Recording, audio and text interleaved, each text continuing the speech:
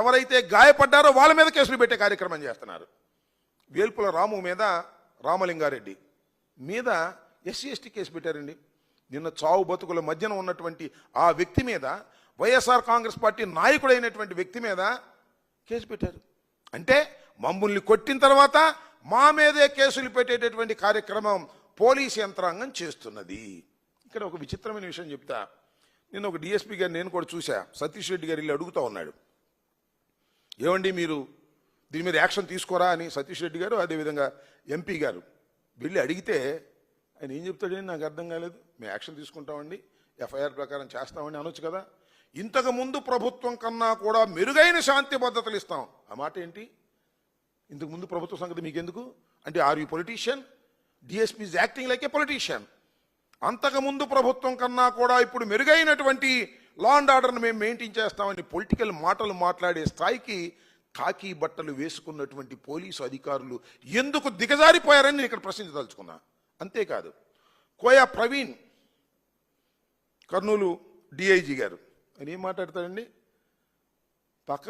పక్క గ్రామానికి వెళ్ళి పత్తి వ్యాపారం ఏంటి అని అంటాడు. ఎన్నికల్లో మా నాయకులు పక్క గ్రామం వెళ్ళి ప్రచారం చేస్తే, అక్కడ గొడవ జరిగితే, అక్కడ మా వాళ్ళ మీద కొట్టి చంపడానికి ప్రయత్నం చేస్తే మా వాళ్ళు అన్నాడు పక్క గ్రామానికి వెళ్ళి పత్తి వ్యాపారం ఏంటని. నాకు అర్థం కాల.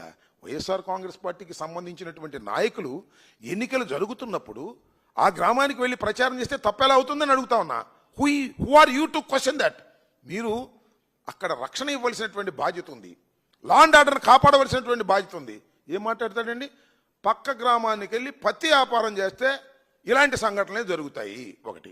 రెండోది ఏమంటాడు, అసలు తలకాయలు తెగిపడిపోయాయి, మేము ఉండబట్టి తలకాయలు పగిలే వరకు ఆపాం. అంటే ఏంటి నీ ఉద్దేశం? తలకాయలు పగిలే వరకు ఎలవ్ చేసి తలకాయలు లేపకోకుండా జాగ్రత్త చేశావా?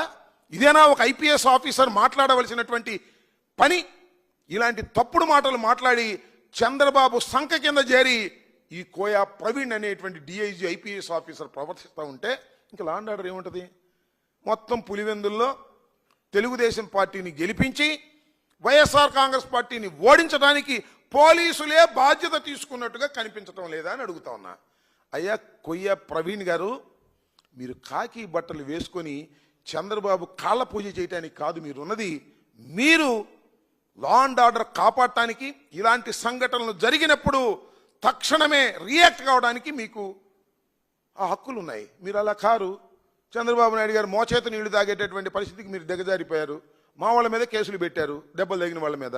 నేను అడుగుతా ఉన్నా, నిన్న రాము మీద, అదేవిధంగా రమేష్ యాదవ్ మీద దాడి జరిగితే వాళ్ళ మీద 307 మీరు బుక్ చేశారు, ఎందుకు అరెస్ట్ చేయని అడుగుతా ఉన్నా. అంటే ఎన్నికల దాకా అరెస్ట్ చేయరా? 12వ తారీఖు పోలింగ్ అయ్యేంత వరకు వాళ్ళకి రక్షణగా మీరు ఉండేటటువంటి పరిస్థితి చేస్తున్నారు. ఏదో ఒక విధంగా వాళ్ళందరినీ విచ్చలవిడిగా తిరిగేటట్టుగా చేసి, భయభ్రాంతులకు గురి చేసి, ఏదో ఒక విధంగా వైఎస్ఆర్సీపీని ఓడించాలనేటువంటి దురుద్దేశంతో ఇవాళ అక్కడ ఉన్నటువంటి పోలీసు అధికారులు ప్రవర్తించడం చూస్తే ప్రజాస్వామ్యం ఎక్కడికి పోతుందో అర్థం కానటువంటి దౌర్భాగ్యమైన పరిస్థితికి ఇవాళ దిగజారిపోయిందని కూడా ఈ సందర్భంగా నేను చెప్పదలుచుకున్నాను. మా రాము మీద కేసు పెట్టారు, ఎస్సీ ఎస్టీ కేసు. ఎఫ్ఐఆర్ కూడా కనపడనీరు. ముందుకెళ్ళి కోర్టులో ఏమన్నా మేము తీసుకుంటామేమోనని. అంటే ఎన్నికల రోజున వీళ్ళందరినీ కూడా కట్ చేసి పారేయాలి, ఎన్నికల రోజున వీళ్ళందరినీ అరెస్ట్ చేసేయాలి, అరెస్ట్ చేసేసి పోలింగ్కి ఎవరికి వెళ్ళకోకుండా భయాందోళన గురి చేయాలి, కేవలం తెలుగుదేశం పార్టీ వాళ్ళు మాత్రమే వెళ్ళి ఓట్లు వేసుకోవాలి అనేటటువంటి ఒక ప్రక్రియని, ఒక ఎజెండాని చంద్రబాబు నాయుడు గారి ఆదేశాల మేరకు పోలీసు యంత్రాంగం పనిచేస్తున్నది. పోలీసు యంత్రాంగం ఈ విధమైన హామీ ఇవ్వబట్టే తెలుగుదేశం గూండాలు మా పార్టీ వారి మీద దాడి చేసి భయభ్రాంతులకు గురి చేస్తున్నారు. ఇది అప్రజాస్వామికమైనటువంటి విధానం. దీన్ని ప్రజలు గమనించాలని, ఇప్పటికైనా పోలీసు యంత్రాంగం సరైనటువంటి పద్ధతుల్లో వ్యవహరించి జడ్పీటీసీ ఎన్నికల్ని సక్రమంగా జరిగే విధంగా చేయవలసినటువంటి బాధ్యత ఎలక్షన్ కమిషన్కి, పోలీసు యంత్రాంగానికి ఉన్నదని ఈ సందర్భంగా చెప్పదలుచుకున్నాం. ఆ కోయా ప్రవీణ్ గారిని ఈ సందర్భంగా హెచ్చరించదలుచుకున్నాను. మీరు ఈ పత్తి వ్యాపారాల గురించో మిర్చి వ్యాపారాల గురించో మాట్లాడటం కాదు, మీరు లా అండ్ ఆర్డర్ను కాపాడవలసినటువంటి బాధ్యత మీకున్నది. మీరు అదుపు తప్పి ప్రవర్తిస్తే మాత్రం సమాజం మిమ్మల్ని సహించదని కూడా ఈ సందర్భంగా నేను చెప్పదలుచుకున్నాను. ఈ విధంగా ఏదో ఒక విధంగా పులివెందుల్లో గందరగోళం చేయాలనేటువంటి విధానాన్ని వైఎస్ఆర్ కాంగ్రెస్ పార్టీ తీవ్రంగా ఖండిస్తుందని, అనేకమైన దాడులు చేసి భయపెట్టే కార్యక్రమాలు చేయటాన్ని కూడా నివారించవలసినటువంటి బాధ్యత అటు ఎలక్షన్ కమిషన్కి ఇటు పోలీసు యంత్రాంగానికి ఉన్నదని ఈ సందర్భంగా నేను విజ్ఞప్తి చేయదలుచుకున్నాను. ఇకపోతే చంద్రబాబు నాయుడు గారి కేబినెట్ సమావేశం జరిగింది. దానిలో అనేకమైన నిర్ణయాలు తీసుకున్నారు. ప్రధానంగా 3 నిర్ణయాల గురించి మీకు బ్రీఫ్ చేయాలని నేను అనుకుంటున్నాను. దానిలో సింగపూర్ వ్యవహారం, అది సామెత చెప్పినట్టుగా ఇటువరకు ఒక సామెత ఉండేది చూశారు కదా, అద్దంకి సింగడి వెళ్ళాడని.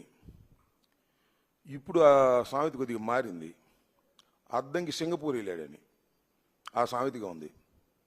చంద్రబాబు నాయుడు గారు కుమార సమేతంగా లావాదేవీలు తేల్చుకోవడానికి సింగపూర్లో మరి పెట్టుబడులు పెట్టారో, రావాల్సిన డబ్బులు కోసం వెళ్ళారో, సింగపూర్ వెళ్ళి 5 రోజుల పాటు అక్కడ పర్యటన చేశారు.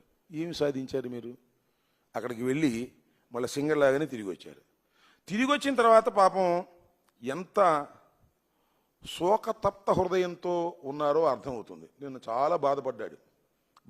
మరి లక్షల కోట్లు కాజేయాలనేటువంటి ఒక దురుద్దేశంతో సింగపూర్ పర్యటనకు వెళ్ళినటువంటి నారా చంద్రబాబు నాయుడు గారు, నారా లోకేష్ గారికి అక్కడ గిట్టకపోయేసరికి ఎంత బాధపడాలో అంత బాధపడి మా మీద బురదజల్లే కార్యక్రమం చేస్తున్నాడు.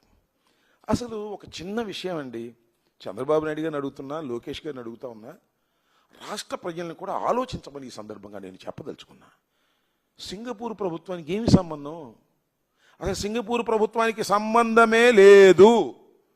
సింగపూర్లో ఉన్నటువంటి కొన్ని కంపెనీలు, మన రాష్ట్రంలో కొన్ని ప్రైవేట్ కంపెనీలు ఉన్నాయి కదా, అలాంటి కంపెనీలు వాళ్ళు ఇక్కడ పెట్టుబడి పెట్టడానికి వచ్చారు ముందుకు. సింగపూర్ ప్రభుత్వమే పెట్టుబడి